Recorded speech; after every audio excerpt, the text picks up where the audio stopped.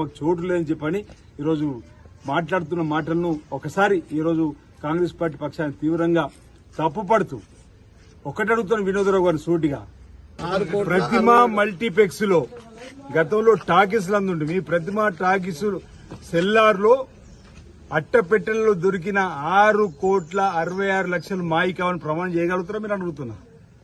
మా డబ్బు కాదు, మా ఉమ్మడి డబ్బు కాదు, రాబోయే ఎన్నికల్లో నేను ఎంపీగా పోటీ చేసిన కోసమే నా బంధువులు నేను కలిసి అక్కడ దాచుకున్నామని చెప్పని అన్నట్టు మాట తప్పు అని చెప్పి ప్రమాణం చేయగలుగుతూ ఉంటారు మీరు. ఎన్నికల్లో డబ్బుతో గెలవాలని చెప్పినటువంటి మీకు ప్రజలు తగిన రీతిలో 100 రోజుల కింద బుద్ధి చెప్పారు. రాబో రోజులు కూడా తగిన రీతిలో మీకు బుద్ధి చెప్తారు. డబ్బును కాళేశ్వరాన్ని కామధేనుగా చేసుకొని విచ్చలవిడిగా డబ్బులు సంపాదించుకుంది అవినీతి అక్రమాల ద్వారా నాణ్యత కట్టడాలు కట్టని చెప్పని ప్రజలకు పోయింది. కాబట్టి ఈ లోక్సభ ఎన్నికల్లో ఈ 17 సీట్లలో ఒక్క సీటు కూడా మీకు రాదు. అసలు మీరు థర్డ్ ప్లేస్కి వెళ్ళిపోయారు. అందుకే ప్రెస్ స్టేషన్ లో మతి భ్రమించి ఇంకా పొగురు మాటలు మాట్లాడుతున్నారు తప్ప ఇది మీ మాటలు ఎవరు కూడా వినటట్లేదు. మీ వ్యాఖ్యలు ఖండిస్తున్నాం. ఈ శుద్ధ పూస మాటలు మానుకోవాల్సిందిగా వినోద్ కుమార్కి చెప్తా ఉన్నాం. గతంలో ఎందుకు మీ కేసీఆర్ ఫ్యామిలీకి ఈ శుద్ధ పూస మాటలు చెప్పలేదు? ఆనాడు Congress party, TDP, YSR, CPI, CPM మొత్తం మంది ప్రతిపక్ష నాయకులు, ఒక ఎంఐఎం, బీజేపీ అందరికి కలుపుకున్నప్పుడు తప్పని ఎందుకని అడుగుతున్నా. ఇప్పుడు స్పీకర్ గారు వెంటనే నిర్ణయం తీసుకోవాలని అంటాడు.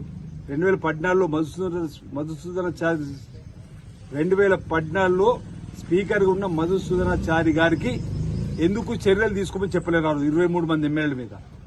2018లో స్పీకర్ గా ఉన్న పోచారి శ్రీనివాసరెడ్డి పైన ఎందుకు ఒత్తిడి చేయలేరు వెంటనే వాళ్ళపై చర్యలు తీసుకోమని? అంటే మీకొక రూలు మాకొక రూలా?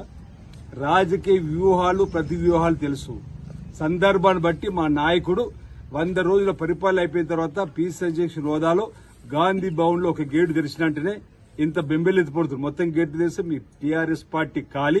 ఈరోజు నేను ఒక్కటి చెప్పదలుచుకున్నా. మీ తెలంగాణ పేరుతో అధికారంలోకి వచ్చిన మీరు తెలంగాణ పదాన్ని తీసుకుని భారతీయ రాష్ట్ర సమితికి మాట్లాడి భారతీయ రాష్ట్ర సమితిగా పేరు మార్చుకున్న రోజే మీకు తెలంగాణ ప్రజలతో పేగుబంధం తెగిపోయింది. అందుకే మొన్నటి ఎన్నికల్లో మీకు ఓటమి.